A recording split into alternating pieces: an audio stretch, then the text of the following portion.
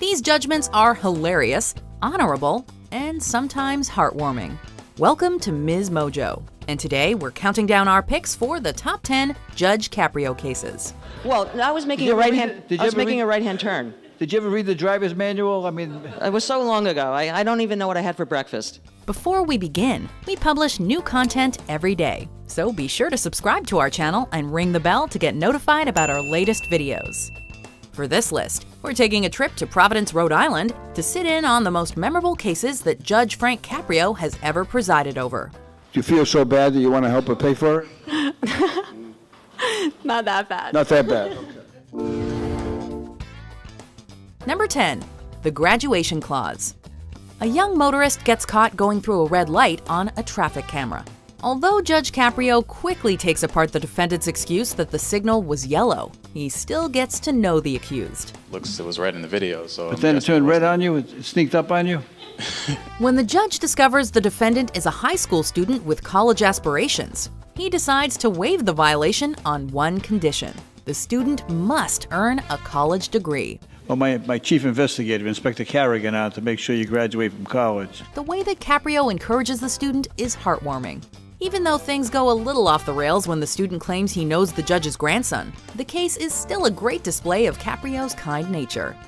Someone's keeping something from me. We're going to have a family meeting tonight. Number 9. Honesty is the best policy. In this case, a father was charged with going a blistering 10 miles per hour over the 25 mile per hour speed limit. After asking a few questions, Judge Caprio invites the man's family to the front of the courtroom. Well, I didn't feel like we were, exceeding too much over the limit. Not too much. No, just a little. Yeah, just a little. I didn't even. No, she. Now we found the honest one. He then asks the defendant's son Menelik to say whether his father is innocent or guilty. Menelik doesn't hesitate to do the right thing and gives an honest verdict. Guilty or not guilty? What do you say? Guilty. Guilty. Everyone erupts in laughter as the boy incriminates his father. Fortunately for the defendant, Judge Caprio decides to dismiss the speeding charge. He also ends the case by giving Menelik a shout-out for his honesty. Just be careful down there. And you have a very honest young man as well. Good luck to you. Thank you. Thank you so much. Number 8. Learning how to stop. This case was short, but definitely entertaining. Deborah came to court thinking that she had 2 red light violations. Upon discovering she was sent a 3rd ticket for the same offense before she received the other 2, she formed an illogical defense. Deborah claimed that if she had known about the earliest ticket, she would have stopped herself from going through 2 more lights. If I had gotten the ticket in April, these 2 wouldn't have happened because I would have known I had to stop. Judge Caprio's baffled reaction is priceless. After absorbing her lapse in logic, he dismantles her argument and offers to show the video evidence. When Deborah declines, he lets out one last laugh before making her pay the fines. All right. Pay the clerk. Number 7. Let me give you a better argument. Another driver was charged with just barely sliding through a red light. She argued that a box truck blocked her view of the light changing. It was obvious the light was red. That's not really your argument. I'll show it to you again, but... No, that's that not- is my You argument. gotta... Oh, it is? Oh, if you wanna Sorry, stick with that one. It's because it's gone nowhere. Let's take a look at it again. Judge Caprio checked the camera footage and quickly discounted her argument. However, he offers her a better defense that was based in traffic law. We usually allow 0.2 of a second. Okay. And you were 0.3 of a second. I extended to 0.3. Okay. But his offer seems to go over the defendant's head, and she still tries to use her original argument to win the case. Although Caprio criticizes her for not listening, he still dismisses the charge. You don't listen too well. Considering that this case could have cost the defendant $85, this driver was lucky that the judge had a great defense. Based on the 0.3 of a second, the matter is dismissed. Thank you. Number 6. Ridiculously close ticket. One ticket on Cushing Street, no parking, 8 to 10. Correct. You were there at... Oh, no. If you've ever gotten a parking ticket for being a bit too early, this case will be cathartic for you. Sarah pulled up to a zone that did not allow parking until 10. After she parked at 9:58, a ticket was issued for her car at 9:59 and 58 seconds. It's clear from the start that Caprio finds this violation utterly ridiculous. These are the city ordinances, Inspector Quinn, that she violated. But before dismissing the case, he jokingly calls Sarah out for her horrible decisions and playfully threatens jail time for the minor offense. Inspector Quinn, what does justice demand in this case? Is this jail? By the time Sarah exits, Caprio leaves her and most of the courtroom in stitches. I think 9:59 is close enough to 10. Matter's dismissed. Thank you. Number 5, instantly dismissed. A helmet-clad man named Jose Barrentos arrives to court to fight a parking ticket. Barrentos explains that his son was picking him up from the hospital after a recent brain surgery. But when a traffic officer saw his son had pulled up next to a fire hydrant, they received a parking ticket. After hearing the explanation, Judge Caprio doesn't hesitate to dismiss the case. Case is dismissed. I appreciate it, Your Honor. Thank you. Good luck. What makes this verdict even more heartwarming is that the judge takes a moment to ask Jose how he's doing.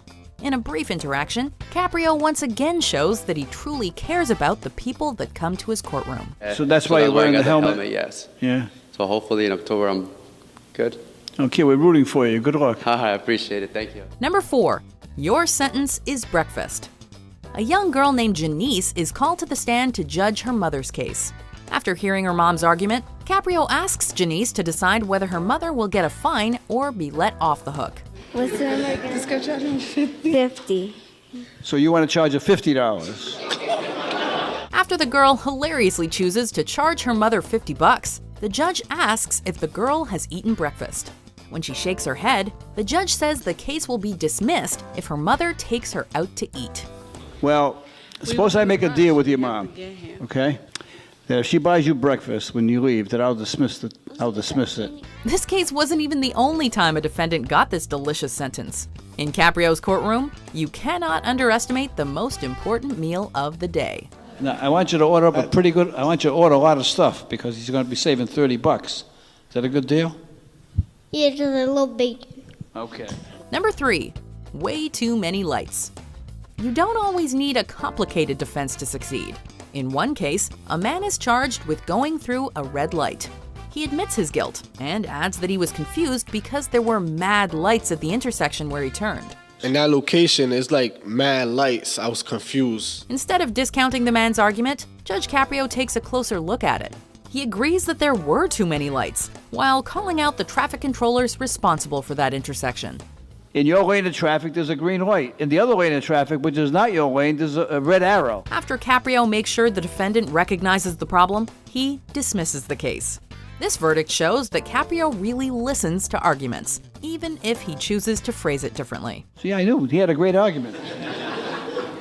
He came in well prepared today. Number 2, a veteran's speech.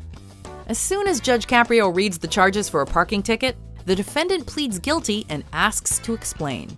The defendant reveals that he's a veteran and parked on the sidewalk of a VA hospital while receiving medical treatment. He goes on to highlight that parking is a consistent problem there and asks the judge to consider a lighter sentence for himself and other veterans that receive care near the hospital. For other veterans and myself, the fine is too hefty for the first-time offense in that area. Caprio responds with a heartfelt speech that commends veterans for their sacrifice. Whether it's in combat or whether it's in active duty in a foreign country or whether it's here, it makes no difference. They have sacrificed a period of time of their life to serve this country. He closes by dismissing the case along with any fees. In disposing of this case, what I'm going to say to you, sir, is thank you for your service, and the matter is dismissed. Thank you very much, Your Honor. I want to thank you for years of service to the community. Before we pass a verdict on our top pick, here are some honorable mentions. Baby's 4 years old. The party's going on at 2:30 in the morning. That's when the car was parked. So they were having a birthday party for a 4-year-old at 2:30 in the morning, Inspector Quinn. It must have been after the nap.